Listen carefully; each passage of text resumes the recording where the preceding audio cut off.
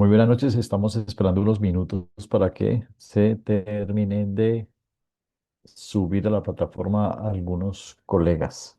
Entonces, estoy esperando solamente la orden para ingresar. Denme un par de minutos, por favor. Así hables. Mm. ¿Estás en voz alta? No, le he cortado el audio. O sea, yo lo malo puedo escuchar él.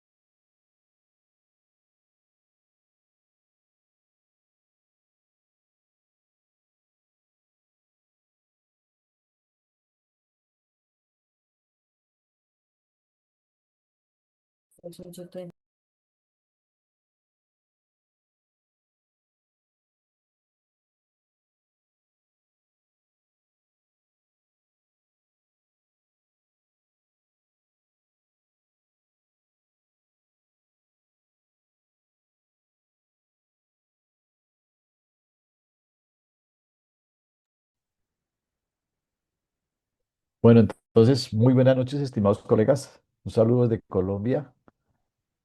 Espero que se encuentren muy bien. Vamos a dar inicio entonces a la sesión de hoy. Estamos grabándola y recuerden que hace 8 días teníamos una actividad, pero se cruzó con el tema de la plataforma, de la explicación de la plataforma. Entonces, de todas maneras, se había dejado una guía de trabajo sobre una película que se llama El ojo del espectador. Yo creo que mientras vamos ingresando los demás colegas a la mesa de trabajo, yo podía ir escuchando algunas apreciaciones sobre el contenido de esa película. Sé que el doctor Mirko hizo un trabajo excelente sobre ese análisis. Si quieres, doctor, comienzas con las reflexiones que te derivaron de esa película. Te escuchamos por el saludo. Gracias, doctora. Efectivamente, la semana pasada, mientras estábamos con la plataforma, como ya habíamos generado el ingreso y apoyando también a los colegas, aproveché también para verlo, ¿no? En ese momento, justamente el video, conecté a mi televisor, lo busqué en YouTube y me llamó la atención justamente el título, ¿no? Sobre todo el título de este, bueno, cortometraje tendría que ser, ¿no? Por el tiempo. Entonces, justamente me llamó la atención y dije, el doctor siempre plantea una propuesta como para sacarnos de nuestra zona de confort, dije, ¿no? Y de, vamos a ver de qué trata esto ahora. Y efectivamente, cuando pude advertir justamente el cortometraje denominado El ojo del espectador, era totalmente de repente distinto a lo primero que yo estaba percibiendo. O sea, no me esperaba de esa manera justamente la hipnosis y el desarrollo del cortometraje. Pero sí, en reflexión definitivamente, tal como lo coloqué en mi trabajo, y conforme a los tópicos que usted mencionaba, efectivamente, ¿no? Tanto el cortometraje hace referencia a la forma como percibimos el mundo, ¿no? A la forma, en todo caso, también cómo nos aceptamos en el mundo y cómo muchas veces nosotros mismos generamos nuestras propias barreras. Yo lo llevé un poco en ese sentido, ¿no? Desde la percepción de la belleza, la percepción de la fealdad, en este caso el tercero incluido, que es una posición filosófica, y asimismo también las cegueras epistémicas que estarían enfocados básicamente al tema de la interpretación y a los sesgos que nosotros mismos nos ponemos. Un poco para tener en contexto de repente para los colegas que seguro que también lo han podido visualizar, es una película que justamente habla de una persona que se somete en este caso a un, sería cambio de rostro, ¿no? Un cambio de rostro, hace referencia a ello justamente, ¿no? Y todos los personajes, tanto el médico como las enfermeras, no se hace un primer plan, no se visualiza su forma más que su cuerpo y figuras oscuras, ¿no? Incluso el paciente o la paciente, en este caso, está en el cuarto, todo vendada, y se escucha mucho murmurar entre tanto los médicos como los enfermeros, ¿no? Indicando que la paciente efectivamente posiblemente no va a quedar como ella quiere, ¿no? Que su operación no le va a servir para poder encajar en el mundo en el cual ellos viven en ese momento. Y se escucha bastante de ello, ¿no? Hasta que la paciente se desespera y ya luego de todo ello ya se le decide quitarse los vendajes, ¿no? Y justamente al término de ello, ni bien le sacan las vendas, ya se prenden las luces de los médicos y se ve a los médicos y a todo el personal, en este caso de salud, que son personas justamente que lo que nosotros consideraríamos personas deformes, ¿no? Con sus rasgos faciales, no a lo que estamos acostumbrados, vamos a decirlo así, ¿no? Todo, en ese sentido. Y total, la persona que saca el vendaje, la mujer, conforme a lo que siempre vemos ya los estereotipos americanos, ¿no? Una mujer de piel blanca, pelo rubio, ¿no? Y que al verse en el espejo se escandaliza, ¿no? Que no ha servido para nada su operación, que no es bella como las otras personas que están en nuestro contexto deformes, ¿no? Y que no encaja. Incluso previo a ello, el médico le dijo que si la operación no salía de esa manera bien, ella podría recurrir a otras instancias, que correspondía a que la tenían que llevar a otro lado del mundo, a otra parte, ¿no? para que ella no se sienta, en este caso, rechazada ni desplazada. Le daba esa opción el Estado. Personas que no sabían su operación, venía una persona a llevársela para que se sienta igual que sus otros pares en otro lado del contexto social, básicamente, ¿no? Entonces, nos permite eso ver que hay una construcción subjetiva de lo que es la belleza, ¿no? Y que está muy marcado en un país, y creo que en toda Latinoamérica, como cuando hablamos básicamente desde la cultura, ¿no? Desde la percepción. Por ejemplo, me quedó muy marcado, doctor, no le voy a mentir, cuando usted nos enseñó el curso de epistemologías del sur. Para mí es un curso muy que me marcó bastante y siempre lo llevo a donde voy con mis alumnos. Y es que cuando nosotros podemos ver a la filosofía, pensamos solo en la filosofía justamente del mundo occidental y nos olvidamos, por más que sepamos de repente, nos olvidamos de todo ese tradicionalismo que tenemos en nuestro lado del mundo, ¿no? Y eso también nos lleva a poner una connotación de que estamos tan occidentalizados, ¿no? Definitivamente, que consideramos, pues, o estamos bien marcados con el tema de la publicidad en la belleza, un estereotipo muy, muy marcado. Inclusive somos tan, y me incluyo a veces, somos tan hipócritas socialmente que cuando vemos un producto chipivo, ¿no? O algo, una falda chipiva, algo hecho en ese lugar, uno, no lo adquirimos por el precio que puede ser alto. Dos, por el tema de que no está en nuestra naturaleza, de repente, ¿no? Exhibir esa imagen gráfica en las prendas, puede ser. Y tres, pero cuando ese producto lo vende marcas como Vogue, marcas como Chanel, marcas como otras que se han dado justamente en el año pasado con un hecho incidente en Perú, todo el mundo va y corre y lo va a comprar, ¿no? Porque es la marca, porque vende el producto, porque ya Occidente lo está utilizando, entonces yo no me puedo quedar fuera de lo que está de moda, ¿no? Entonces hay mucho que trabajar, ¿no? Esa construcción y que es un reto, ¿no? De hacer entender a todos, ¿no? Que la belleza solo es subjetiva, que se transmite de muchas formas, de manera intelectual, de manera física, no lo podemos obviar, está muy marcado, está muy arraigado en nuestra historia humana, definitivamente, ¿no? Así se ha venido manejando los patrones, definitivamente. Entonces, más que romperlos o adaptarlos, yo considero que es, en este caso, quitar los paradigmas o estigmas y comenzar a crear un mundo en donde esté totalmente diferente, ¿no?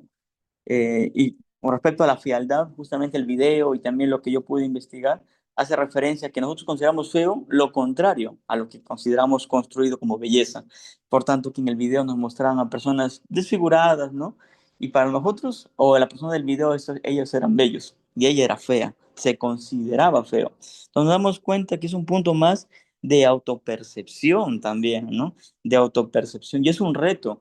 Y cuando uno trabaja con jóvenes, te das cuenta, ¿no? Que los jóvenes en edad, no solo secundaria, sino también en la misma universidad, hay un dilema de quién soy o qué voy a hacer en la sociedad, ¿no? Y me doy cuenta que hay un mucho ahí que afecta actualmente. El tema del bullying, ahora el ciberbullying, el tema de no poner parámetros en casa también para decir, compórtate en la escuela, no estés insultando. También otros parámetros disociativos, como el tema de familias, en este caso divorciadas. Entonces, muchas cosas influyen en el cerebro humano, ¿no? Entonces, es un reto, la verdad, uno como docente se sienta y te das cuenta que el alumno no solo va a escuchar tu clase, sino que detrás del alumno hay un montón, hay una vida, ¿no? Problemas, cosas, y es un reto, la verdad. Y en el tema de la ceguera epistémica, pues yo considero la limitación del saber humano, del conocerse humanamente, básicamente, ¿no? Y eso, doctor, eso es lo que yo podría comentarle de mi trabajo. Muchas gracias, doctor Mirko. Claro, sí, en la señora protagonista de la historia de una mujer que para nosotros sería bella, muy hermosa, para nosotros, desde el punto de vista occidental, se practica en ese episodio la número 11, creo que la operación número 11, porque ella quiere no ser tan fea, no ser fea en el mundo donde vive, en un mundo de personas que no son, pues que tienen su belleza de una manera muy distinta a la que nosotros consideramos belleza. Es un asunto de relatividad, pero también golpea mucho la psiquis. Es un producto, creo yo, que va de perlas para todo ese tema de las falsas y de los falsos ideales que nos venden en el tema de las estéticas, ¿cierto? Cuando las personas se mandan a hacer operaciones, la nariz, que el mentón, que las chicas quieren hoy en día colocarse senos, colocarse nalgas. Es decir, hay una crítica muy profunda a esos estereotipos que se llaman bellezas, a los genotipos, estereotipos y arquetipos de la tal belleza. Sí, la película hay que verla, había que hacer un trabajo en equipo. Yo quisiera escuchar alguno otro concepto y ya nos vamos para lo de la sesión de hoy. ¿Quién más vio la película y qué concepto tiene? ¿Qué le despertó? A ver, ¿quién más la vio? ¿Quién más la vio? Escucho.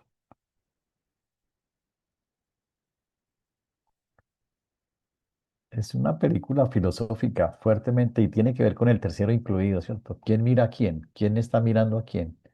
Ella mira a los otros la miran a ella se mira a sí mismo. ¿Qué es belleza? ¿Qué es fealdad? Ahí está la cuestión, ¿cierto? Bien, de todas maneras, yo creo que en el Colegio de Investigación y Docencia del Perú, nuestra querida secretaria les debió haber enviado como la guía. Ahí está el enlace para que si no han visto la película la vean y Doctor, hagan alguna reflexión. Cuénteme, doctor Luis Mateo, te estamos esperando para iniciar formalmente la sesión. doctor, habla Sergio Cáceres. Ah, bueno, dale, doctor Sergio, dale, te escuchamos. Saludos de Cajamarca, Perú. Sí, bueno. Básicamente acá esta película que no es película, no es algo corto, pero básicamente eso es lo que realmente se refleja en estos últimos años, ¿ah? Porque desde que empezó las películas, por ejemplo, colombianas, venezolanas, no sé si recuerdan sobre esa novela de Sin tetas no hay paraíso y la gente no se aceptaba como tal, también puede ser algo que es lo que sucede, mire. Cuando empezó el traslado de la gente de Venezuela a Perú y demás zonas de América, pues todas las peruanas querían ser venezolanas y todos los peruanos querían ser venezolanos, ¿no? Porque, por ejemplo, en ese tiempo, recuerdo perfectamente, nosotros nos hacíamos cortes normales, ¿no? No habían barbers. Y ahora vemos a colegas peruanos que tienen cortes estafalarios y utilizan bastante perfume. Las mujeres, casi todas están operando la nariz, pero muy al margen de esto es de que esta forma de que como yo te veo o como tú me ves, y es una cuestión más personal desde el punto de vista filosófico porque no te aceptas como eres. Y mire, en nuestro país, no sé cómo será en Colombia y otros lugares, las culturas son muy marcadas. Tenemos tres regiones, costa, sierra y selva. Obviamente que los de la selva van a ser muy distintos con los de la costa y los de la sierra en su forma de hablar, la misma fisionomía corporal, porque los que estamos en el sur, que somos descendientes básicamente de los aymaras, quechohablantes, somos muy distintos físicamente a los de la parte oriental, que son los de la selva. Ni hablar con el tema de la costa. Somos regiones muy distintas y atípicas, pero que cuando estamos en una cuestión de competencia, entre comillas, de conocimiento, pues ahí vamos viendo de que también esa forma bonita se puede no ver bonito cuando el trabajo de este sureño puede ser mejor que el de la costa o el del oriente. Entonces son cuestiones muy marcadas. Básicamente, desde un punto de vista más crítico, es que se piensa imponer una especie de homogeneidad y eliminar la diferencia, ¿no? de nosotros. Y creo que por ahí no va, no nos aceptamos como tal. Y ahora, en este caso del ojo del espectador, refuerza la idea central en que la belleza y la normalidad, pues sencillamente pueden ser como no pueden ser absolutas, ¿no? Entonces creo que por ahí va el tema. Es lo que he podido entender porque realmente es impactante. Al comienzo no le entendía nada, le soy honesto. Y después ya como he estado toda la tarde en la máquina, ya más o menos me he puesto en la onda y ya aterricé. Eso podría comentar, doctor. Muy amable, doctor Sergio. Excelente, excelente apreciación. La idea de aceptarnos en medio de las diferencias o sacrificar nuestras propias cualidades o nuestra propia manera de ser para parecernos a otros y poder entrar, digamos, en esa cultura. La película exige mucho análisis desde esos lugares de la aceptación, del rechazo, de la readecuación, del vivir en cultura, ¿cierto? En la misma película hay unas frases que son aterradoras, ¿cierto? Unas frases que dicen, es que en este país solamente tenemos que estar nosotros, no, todos tenemos que estar, y le rinden un culto como, es decir, excluyente, es absolutamente excluyente, es un culto a su propia cultura y no admiten bajo ninguna circunstancia que exista la diferencia porque lo ven grave, ¿cierto? Lo ven grave. Y es por eso es que esta muchacha que está ahí siente que tiene que operarse porque si no, ella no es bien recibida en esa sociedad. ¿Cuántas veces en nuestros espacios tenemos ese tipo de discriminación aberrante, ¿cierto? Porque es indígena, porque viene de la costa, porque viene del interior, porque no es católico, porque no es, bueno, porque no, porque tiene otro partido político. Es decir, entonces la diferencia, la consecuencia, digamos, mental que uno tiene para arrojar conceptos sobre la diversidad es justamente pensar que la película se lleva al territorio de este posgrado, es para que pensemos en la diferencia y que la diferencia nos hace más humanos. Eso es cierto. El tercero incluido digital es el que necesitamos tener ahí. Por eso fue que la colocamos. O sea, yo coloco esa película es para romper el paradigma del sistema binario de lo que esto es bello y esto es feo. Entonces, no es que el mundo se divide solamente en dos, los bellos y los feos, ya. Y los puntos intermedios no están ahí en ese pensamiento binario que es aristotélico. Entonces, el tercero incluido digital es ese lugar muy, digamos, etéreo, muy raro, que emerge de la forma binaria de ver el mundo como falso verdadero, como cero y uno, sino que hay otras maneras y que también podemos convivir con esas otras maneras de entender el mundo. Ya hoy en la exposición que voy a hacer, voy a trabajar con tres autores. Voy a trabajar con Nicolescu, con Basalam Nicolescu para los desvíos. Voy a trabajar con Gilles Deleuze, que es francés. Obviamente vinculamos también en el discurso a nuestro querido filósofo francés eh, del pensamiento complejo, Edgar Morin. Yo creo que con esos tres referentes ya puedo como iniciar nuestra charla. Entonces, eso es, los que no han visto la película, les recomiendo verla, hacer alguna reflexión, en fin, enviar al correo y ya, y los que han enviado trabajos al correo, que no les he respondido, no se preocupen, tranquilos, estén tranquilos y tranquilas. Yo en cualquier momento de esta semana ya me pongo al día y revisamos con calma y doy mis aportes ahí. Entonces, lo importante es que estén como en el discurso, que estén funcionando con la idea de llevar esta materia al lugar donde lo necesitamos llevar, ¿cierto? Que sea un lugar de profunda reflexión epistemológica. Tuvimos un problema de grabación en la anterior sesión, yo lo asumo porque el sistema no me daba por ningún lado grabarla. El doctor Mateo me pidió el favor, me dijo, doctor Urrego, vamos a tratar de volver a hacer esa clase que se perdió para poderla tener en grabación. Y entonces yo hice una recomposición de esa clase para volverla a dar de otra manera, pero volverla a dar, sí, y explicar lo que de pronto haya quedado como difuso, ¿cierto? Como el tema oscuro por allá, que inclusive también conviene que queden esos lugares oscuros. Entonces, lo que yo propongo hoy es lo siguiente. Yo propongo esta agenda, me imagino que ya está en pantalla. Sí está en pantalla, ¿cierto? Mis estimados colegas. Sí, Está en doctor. pantalla. Muy bien. Está claro. Entonces dice, agenda del 28 de marzo, es transdisciplinaridad y el tercero incluido digital, sesión de refuerzo. Sesión de refuerzo, claro, ¿por qué? Porque obviamente por lo que le estoy diciendo, tuvimos dificultades en la grabación, entonces ahí la estamos haciendo. Entonces, habríamos dejado esta reflexión sobre la película El ojo del observador, está el enlace, la noción de belleza, la noción de fealdad, la noción del tercero incluido digital, es decir, el tercero que mira qué es belleza, qué no es belleza, si cabe o no cabe la reflexión ahí sobre el asunto, pues, de llevar la película y colocarla en otros escenarios. Ya, por ejemplo, el doctor que nos acaba de anteceder con su voz, la llevó a su propio Perú, ¿cierto? A las tres regiones que tienen, selva, ¿cuáles las otras dos? Selva, ¿me recuerdas? Que son tres, Selva, costa y sierra.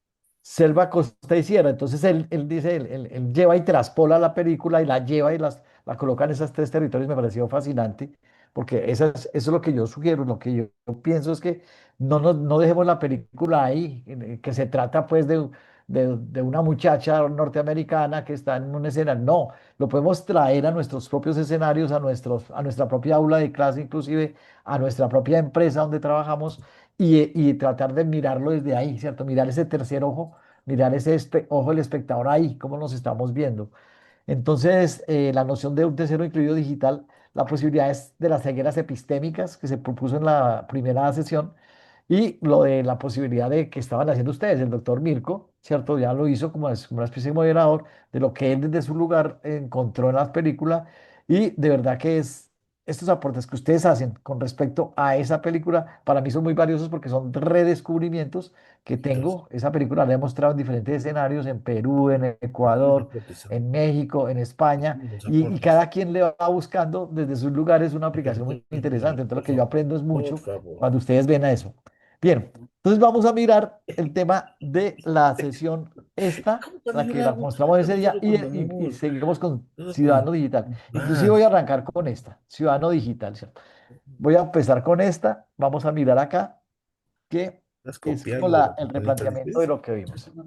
Entonces, cuando nosotros hablamos de el salto a la transcomplejidad, el salto a la transdisciplinariedad, el salto a esa nueva manera de leer el mundo, nosotros dijimos en la primera sesión que las Torres Gemelas se cayeron en el 2011 y que al caerse las Torres Gemelas también el pensamiento científico tropezó con esas miradas tan verticales que se Esa es tenían la de hacer puerta. ciencia y de hacer artículos Nos científicos va a hacer y de daño. tener pensamientos.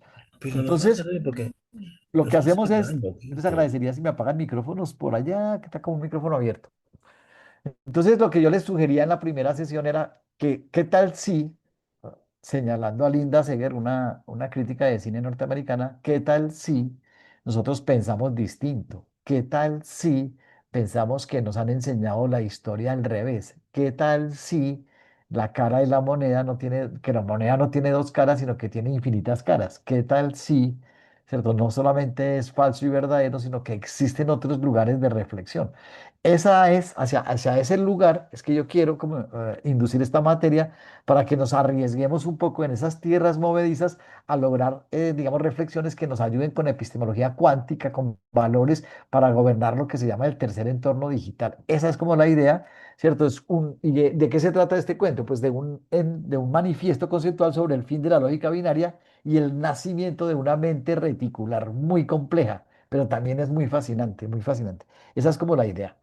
Bien, entonces, ¿en qué consiste ese colapso? Pues estamos hablando de un rompimiento. Entonces ahí es donde yo me refiero a mi amigo Nicolescu, a Abraham Nicolescu, que él habla de los famosos desvíos.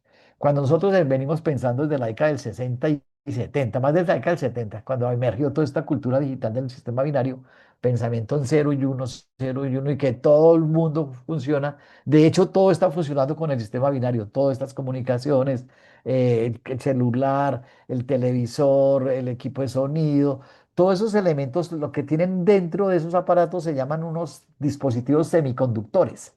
Y esos dispositivos semiconductores trabajan con pastillas tipo P y tipo N. ¿Y qué son pastillas tipo P y tipo N? Pues son pastillas muy microelectrónicas que contienen partículas positivas y partículas negativas. Entonces tenemos el más y el menos. Tenemos el hueco o el uno, ¿cierto? El cero o el uno. Y esas partículas, digamos, ese desarrollo fuerte que se dio en esa década del 60-70 y que emergió poderosamente en el Japón, con lo cual se desarrollaron todas esas potencias electrónicas y los dispositivos que tenemos en nuestras manos, pues es una cultura binaria. Es binaria, es cero y uno, cero y uno, cero y uno, cero. Ah, que cualquier número se puede representar por el cero y uno, cualquier número. Que cualquier letra puede representarse por cero y uno, cualquier letra. Ah, que cualquier imagen, que cualquier sonido, pues también, ¿cierto? Con ceros y unos. Todo es ceros y unos, ceros y unos. Toda la realidad virtual, la realidad real, la realidad virtual, la realidad aumentada, todas estas figuras, yo hace poco compré para el Politécnico, compré unas gafas ya se las voy a mostrar, unas gafas de realidad virtual, ¿cierto? Están desarrolladas con sistema binario. ¿Para qué? Para que el estudiante que cuando las coloca, comienza a viajar en unos metaversos que en últimas no son sino conjugación de unos y ceros. Es decir, ¿cómo romper nosotros 30 40 años de sistema binario y decirle el sistema binario está bueno, está bien, vale, está bien, pero hay algo más que eso, ¿cierto? Es algo más. Esto es como decirle a los electrónicos, muchachos, ustedes estudiaron electrónica con sistema binario, pero resulta que el mundo no funciona así tan fácil ya. ¿Por qué? Porque hay un rompimiento, hay un desvío que nos propone el psicólogo, el filósofo Nicolás Basalam Nicolesco, que nos dice hay que tratar de pensar que el cero y el uno no es suficiente para entender el mundo. Hay que romper, ¿cierto? Hay que romper. Entonces a eso se le llama la falla binaria, ¿ya? La lógica aristotélica ha fracasado ante problemas globales multidimensionales, imagínense. Entonces, que ya se escapan a la condición cero y uno. ¿Cómo así que se escapan a eso? ¿Será posible? Pues vamos a ver. ¿Cierto? Entonces hay que practicar, como yo lo decía en la filosofía del semestre anterior con los colegas que estaban viendo conmigo otro postdoctorado, aplicar un epistemicidio, es decir, como que pensar que eso que nos han enseñado, como que hay que mandarlo al cementerio, ¿cierto? Hay que darle como otra opción al pensamiento y decir, no, no, esto que veníamos aceptándolo tan ciegamente, como que creíamos que solamente el Dios binario, y ya, ¿cierto? ¿Por qué no pensar que hay otras posibilidades? Entonces, reducir la realidad, así los disciplinarios estrictos nos vuelve ciegos ante el comportamiento del todo, ¿cierto? Y entonces vienen los pensamientos complejos, los transdisciplinares, los transcomplejos hoy en día. Y entonces hay que hablar, obviamente, de esas falsas dicotomías, el método clásico, cómo puede entrar en crisis y si se necesita que entre en crisis, pues sí, sí se necesita que entre en crisis. ¿Y por qué? Porque un señor, por ejemplo, nos demuestra que un gato puede estar vivo y muerto a la vez. Así de sencillo. Un gato. El experimento del gato de Schrödinger. Entonces nos dice, es que es la manera como se ve el asunto. Y hay un filósofo colombiano que se llama Carlos Mario Agudelo. Él nos dice es que nosotros nos habían enseñado la moneda, ¿cierto? Entonces saca la moneda y le pregunta a los estudiantes cuántas caras tiene esta moneda. Entonces les dicen, pues dos, la cara y el sello. No sé, en Perú, sí, cuando tienen el sol, ¿cierto? La moneda pues tiene dos caras, cara y sello, la hicimos aquí en Colombia. Y él dice, ¿y ustedes no han pensado en lo que separa la cara y el sello? ¿No es acaso un canto? Ese canto también es cara, es una cara de la moneda. Pero es que ese canto es circular y es una circunferencia. ¿Y cuántos puntos tiene una circunferencia? ¿Acaso no tiene infinitos puntos? Y el borde que separa la moneda, ¿cierto? El borde que separa la moneda al lado y lado, ese borde no hace parte pues de la moneda. ¿Y por qué no lo habíamos visto antes? Entonces la gente, sí. Es que a nosotros nos habían enseñado solamente que cara y sello, que norte y sur, que positivo y negativo, que cero y uno. Y en el ejemplo tan sencillo que es esta moneda, este filósofo nos dice, "Uf, eso hay que hacer una falla, hay una falla binaria, hay que hacer un epistemicidio, hay que mirar cuáles son las falsas dicotomías que tenemos instaladas en el cerebro. Entonces hay que hablar de un rompimiento epistemológico. Bien, entonces habla de la arquitectura de un nuevo paradigma que está más arriba de donde nosotros teníamos tan fuertemente pisada. O sea, nosotros estábamos aparentemente pisando en una tierra muy firme, nosotros no estábamos pisando en tierra movediza. Entonces vuelve otra vez este pensamiento de nuestro amigo Nicolescu, que se suma también al señor Gilles Deleuze, que es otro filósofo francés, que dicen, hay que mirar los pliegues, hay que mirar qué está ahí en la mitad de la mitad de la mitad, ¿cierto? Porque no nos hemos fijado nunca en eso, ¿sí? Como en las mitades. Y yo, bueno, madre, claro que sí. Entonces, una persona está viva, está muerta o está moribunda. Puede estar, ¿cierto? Y entonces, ¿cómo está ahí? Entonces nosotros decimos, bueno, hay que hablar como hablan entonces estos nuevos filósofos que nos están planteando una nueva manera de ver el mundo. Dicen ellos, pues bueno, hay tres pilares claves que hay que tener en cuenta para poder entender ese nuevo paradigma, ¿cierto?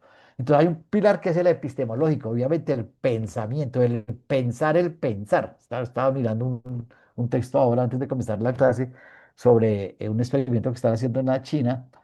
Están diciendo que nosotros antiguamente decíamos, uy, yo le leo el pensamiento a usted, pues lo hacían los magos como un truco. No, es que es posible leer el pensamiento. Pues ya existe una máquina china que te la ponen al frente y te colocan apenas unos sensores, ni siquiera es invasivo. Te colocan unos sensores en la cabeza y esa máquina genera los textos que tú estás pensando. O sea, yo ya te puedo leer la mente. Cosa de locos, o sea, esa vaina, eso no podía, eso no existía hace 10 años. Entonces yo sí te puedo leer la mente. Imagínense ya dónde va la ciencia, dónde va el desarrollo tecnológico. Y entonces pensar el pensamiento es uno de los dilemas que tenemos en la actualidad y que será posible. Pues estamos en ese cuento, ¿cierto? Los que estamos metidos por neurociencia nos está apasionando todo este discurso. ¿Cómo pensamos? La transdisciplinariedad y el salto más allá de los hilos, ¿cierto? Más allá de los bloques, más, los hilos son como espacio de bodegas, ¿cierto? Los hilos son canecas donde estaba almacenada la información, cero y uno, bodegas. Ya está, ya se rompieron las bodegas. El pilar 2 es el pilar tecnológico, es decir, el primer pilar es el pilar filosófico, epistemológico del pensamiento, pensar el pensamiento. El segundo es tecnológico. ¿Qué herramientas utilizamos para poder entender o llegar a esos lugares? Ya les daba el ejemplo de los chinos. ¿Cómo procesamos? ¿Cómo se entiende eso de las redes semánticas, los grafos y la computación cuántica? ¿Qué es esa cosa? ¿Cómo se come? Para poderla entender, pues yo les decía en la clase anterior, necesitamos dibujar, hacer grafos, hacer marañas, hacer dibujos, hacer flechas, hacer óvalos, hacer edificios, hacer bloques y mostrarle a las personas eso que tenemos en la mente, cómo hacer que eso que tenemos en nuestra mente se logre entender con un lenguaje que sea universal, por lo menos universal, que se entienda de qué se está hablando, ¿cierto? Ahí se nos ocurrió esa gráfica que está ahí. Se nos ocurrió, digo, porque yo le doy el prompt y la gráfica me genera, la inteligencia artificial me genera esa gráfica, pero en últimas es una neurona humana que está detrás de eso. Y el tercero es un tercero súper valioso porque no se puede perder, es el axiológico que tiene que ver con los valores. ¿Cómo valoramos bioaxiología y derechos humanos en el tercer entorno digital? Fíjate que esos tres pilares, si nosotros los pensamos, si nosotros los digerimos, si nosotros los reflexionamos, los construimos, quizás podemos llegar a esos lugares de reflexión que nos implica tener un postdoctorado en ciencias complejas, en transdisciplinaridad, en pensamiento complejo, transdisciplinario, transdisciplinario y transcomplejo de buen peso, ¿cierto? De suficiente argumento. ¿Cómo hacer eso? O sea, ¿cómo se come eso? ¿Cómo lo podíamos tener? Entonces, primero, pues obviamente tenemos que buscar una manera gráficas como para lograr eso. Y aquí vuelvo otra vez con la inteligencia artificial. Yo le genero a través del prompt, le pido, yo le digo, bueno, yo tengo tres focos. El foco cognitivo, perdón, tengo foco, metodología y resultado. Hazme por favor para yo poder explicar en un curso de postdoctorado en manera, en gráficas que sean más o menos apropiadas a un postdoctorado para que podamos entender cuál es la perspectiva de estos enfoques, ¿cierto? El enfoque disciplinario y el enfoque transdisciplinario, transcomplejo. Entonces, bueno, en el enfoque disciplinario lo tenemos todos porque nos formamos ahí, ¿cierto? Un foco cognitivo, conocimiento fragmentado e hipersensibilizado, e hiperespecializado. Acuérdense ustedes cuando estaban estudiando derecho, ¿cierto? Los que son abogados acá. No, es que usted su carrera es derecho. Bueno, derecho. Ah, pero es que usted quiere hacer una especialización, entonces especialícese en derecho penal. Entonces el abogado se especializa en derecho penal y termina siendo experto en derecho penal y se olvida del mundo. Ya. O sea, él es experto en derecho penal. Si le hablan por allá de medicina o si le hablan de tecnología o si le hablan de filosofía, vaya y venga, no, es penalista. Es penalista. Entonces, el problema que tenemos con el hiperespecializado es que termina siendo súper especializado en una parte ínfima del conocimiento y termina olvidándose lo que le rodea, ¿ya? Bueno o malo, no le digamos bueno o malo, porque entonces ahí caigo en el pensamiento binario. Digamos que eso es lo que teníamos en el enfoque, antes de este enfoque transdisciplinar, ¿ya? ¿Qué metodología usábamos en ese entonces? Y estoy hablando de antes de pandemia. Pues una metodología del pensamiento reduccionista y simplificante, pero muy preciso. ¿Qué seríamos nosotros sin un especialista en oftalmología, por ejemplo? Lo necesitamos.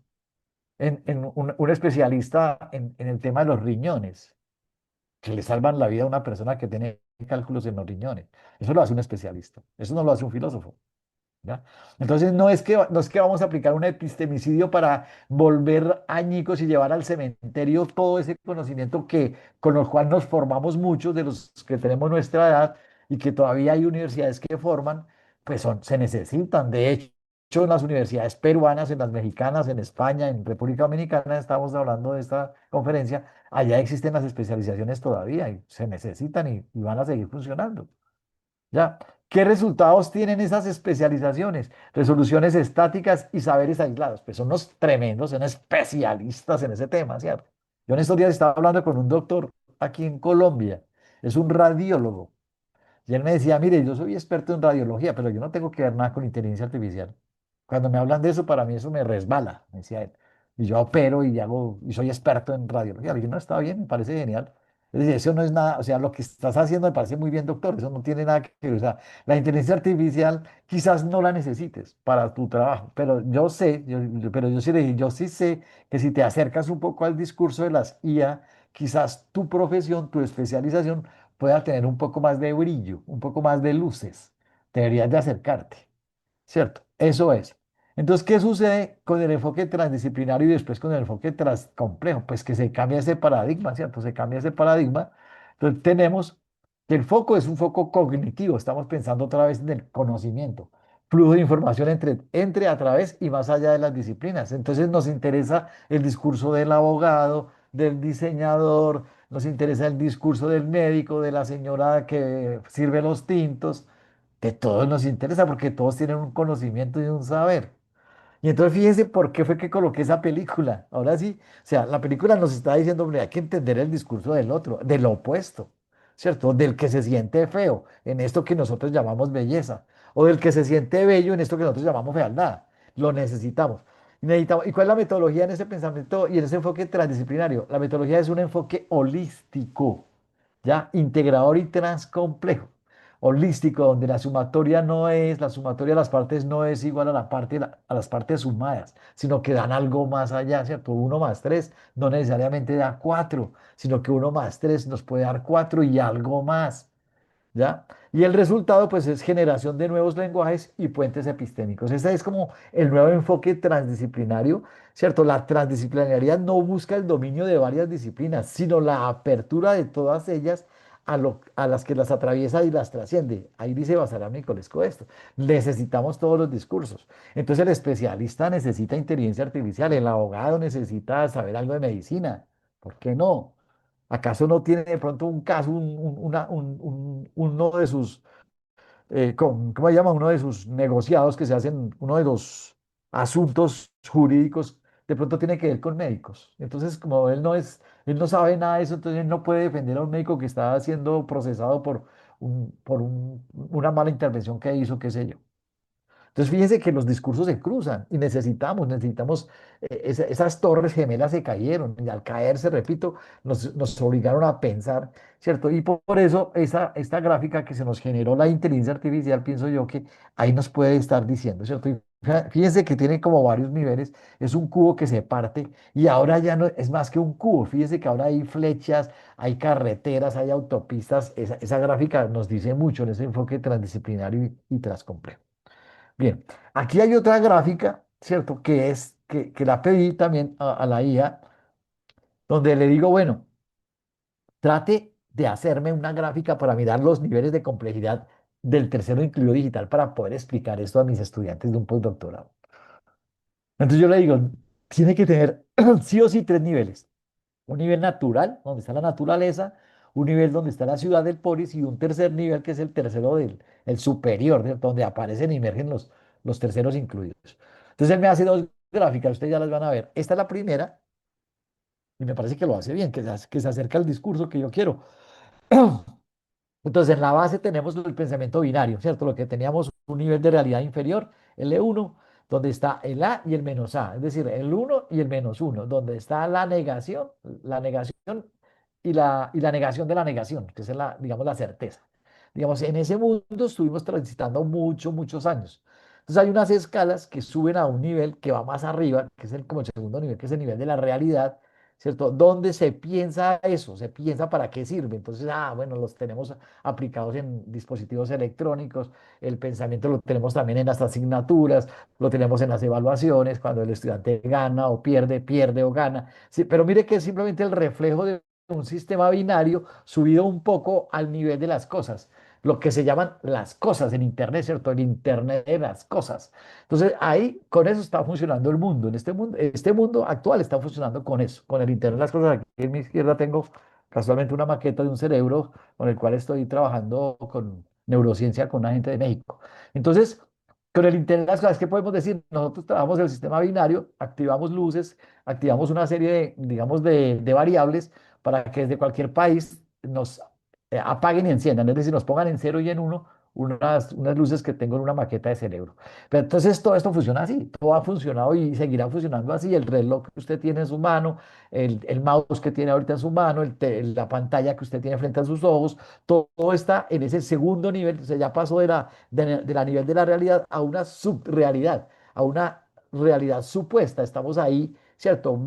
Vemos, palpamos, hablamos de hardware, hablamos de software, hablamos de cosas que de pronto son intangibles. El hardware lo podemos tocar, pero tú no puedes tocar lo que está adentro ahí. O sea, la lógica que está ahí, una lógica maravillosa, es como la lógica de las ideas del computador. Ahí funcionan, ¿cierto? Están ahí. Entonces, ese es el nivel de realidad que tenemos en este momento. Y entonces, ¿qué pasa con el tercero incluido digital? Fíjense que está más arriba, está en ese círculo que tenemos ahí con la T del tercero incluido, como emerge, ¿cierto? Es como una circunferencia que emerge de ahí, y un triángulo que tiene vectores que apuntan en todos los sentidos y que nos dice, bueno, hay algo más de lo que teníamos en este momento. Está el famoso tercero incluido digital, el famoso TID. ¿Cierto? Que es el BIT y la mediación tecnológica ya no son simples herramientas, son la nueva ontología, es el lugar de tránsito donde sujeto y objeto convergen. Ah, bueno. Entonces fíjense que otra vez volvemos a pensar en el ser humano. Lo más bonito, digamos, de esta filosofía, por eso quise tomar este curso cuando me lo ofertaron, me dijeron que si lo quería dar, yo dije, claro, porque es que hoy el tercero incluido digital nos vuelve la mirada al ser humano que entre tanto bit y entre tanta cosa, que entre tanta tecnología y tanta inteligencia artificial y tanta cosa nos está devolviendo algo que un filósofo nos dijo hace muchos años que fue Gadamer. Él nos dijo el problema que viene a futuro, y estamos hablando de Gadamer que hace muchos años murió, ¿cierto? Gadamer, hágame el favor, el del sentido y los sentidos, el de la interpretación. Entonces él nos advertía en su filosofía, nos decía, ustedes Ustedes no, la sociedad, la humanidad se va a enfrentar a un animal que está agazapado y que nadie lo ve. Y ese animal agazapado y que nadie lo ve se llama el lenguaje. Y ese lenguaje, entonces nosotros tenemos que volver a hablar como bebés, como niños, para poder hacernos entender de la inteligencia artificial y pedirle lo que realmente queremos. Es decir, volvemos otra vez a ser humanos, pero pensando en el lenguaje. Es ahí donde radica toda la estructura del tercero incluido digital. Entonces, fíjense que nosotros cuando trabajamos con silos, ¿cierto? En la patología del silo, de los bloques, éramos bastante arboríceos, ¿cierto? Éramos arboreales. Teníamos una estructura jerárquica. Arriba estaba el gerente, el subgerente, el departamento de producción, el departamento de calidad, el departamento contable, en fin. Y abajo estaban los usuarios, el cajero, la personal de producción. Eran unas torres en forma de árbol. Esa era la estructura de la década del 70 que la derivamos de esa tradición empresarial fuertemente que fue la Toyota, ¿cierto? Entonces ahí con ese pensamiento Toyota del 70 se generaron todas las industrias y todo el pensamiento jerárquico. Ya, hay empresas que todavía tienen ese diagrama. Usted visita un colegio en Perú, le muestran el diagrama y se lo muestran así en forma de torre, ¿de qué? Sí, de árbol. Y algunas empresas que dijeron, no, no, ya no nos gusta este tema así, vamos a hacer más circulares, entonces te muestran un círculo, pero lo que hicieron fue colocar todos estos bloques en una rueda y en la mitad el gerente, y para de contar, una junta directiva. Y es como que lo aterrizaron a la básica, a la línea básica, a la tierra, pero no, pero siguió siendo una estructura jerárquica, ¿cierto? ¿Qué pasa? Entonces, cuando las bases relacionales tradicionales y jerárquicas arbóreas así que se fomenta la ceguera cognitiva y aísla la información por pérdida de contexto, ¿cierto? Pues claro, ¿cierto? Ahí en este tema de los hilos, de las famosas estructuras jerárquicas, de estos organigramas en forma de árbol, se llegó a pensar que estas cajas que están aquí de color gris no tenían que ver una con la otra y solamente eran orden de mando. Es decir, yo te vigilo, yo te mando. Acuérdense del señor Foucault, ¿cierto? De la panóptica. La panóptica está aquí arriba, ¿cierto? Todos estos que están debajo pareciera que los estuvieran vigilando siempre. Yo te vigilo, yo te castigo. Esa era, esa era y esa es todavía en algunos aparatos educativos latinoamericanos y en algunos aparatos institucionales empresariales de Latinoamérica, la estructura con la cual funciona la vida. Entonces, romper esto no es tan fácil, ¿cierto? Romper esta estructura, esta infraestructura del saber no es tan fácil. Volver esos árboles y quitar los árboles y decir, no, es que el mundo ya no funciona así. El mundo está funcionando, es como funciona el cerebro. Y el cerebro funciona es con redes de redes de redes. Entonces, lo que se propone es una estructura reticular como la que vemos aquí en el segundo grafo de la mano derecha, ¿cierto? Te dice grafos de conocimiento de entidades y aristas que representan conexiones semánticas simultáneas. Aquí los que estamos estudiando neurociencia estamos diciendo, no es que el cerebro no es un banco de memoria, el cerebro es un banco de puentes. El cerebro lo que tiene son conexiones, el cerebro conecta, ¿ya? No almacena, conecta información. Por eso es que tú recuerdas el lugar de tu casa. Y tenemos que mirar lo que entonces nos decía Sigmund Freud de las pulsaciones. Y entonces estamos dando razón a muchos psicólogos que los habíamos, a muchos psicólogos y filósofos que los habíamos como abandonado por allá, que gente que tenía una mirada futurista de la cosa y dicen, oiga, estos señores como que sí tenían su razón de ser. Fíjese que Sigmund Freud hablaba de las pulsaciones cerebrales y de las emociones. Pues otra vez tenemos que volver a repensar en eso. Fíjense el ejemplo que les di el experimento chino que dice yo soy capaz de leer tu pensamiento.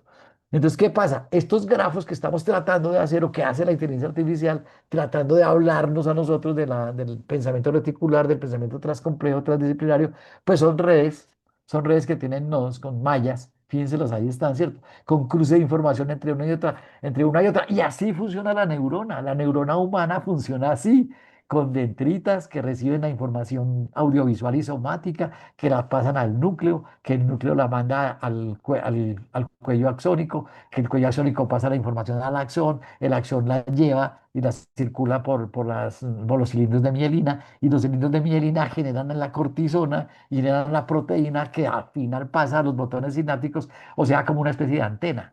Y allá llegan a otra neurona. Y ese sistema que aparentemente es, aparentemente no es en esencia complejo, lo tenemos en millones y millones de réplicas en nuestro cerebro, ¿ya? Y entonces tratar de dibujar eso, tratar de hacerle entender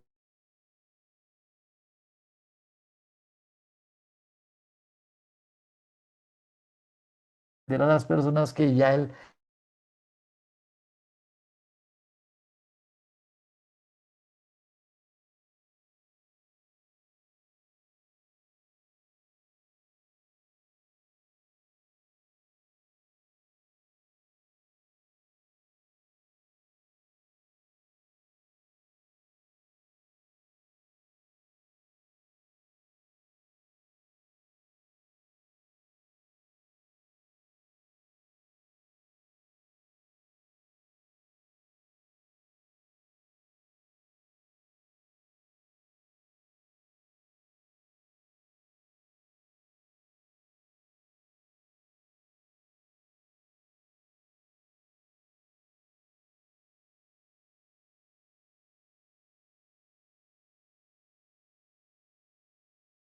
series de unos y ceros,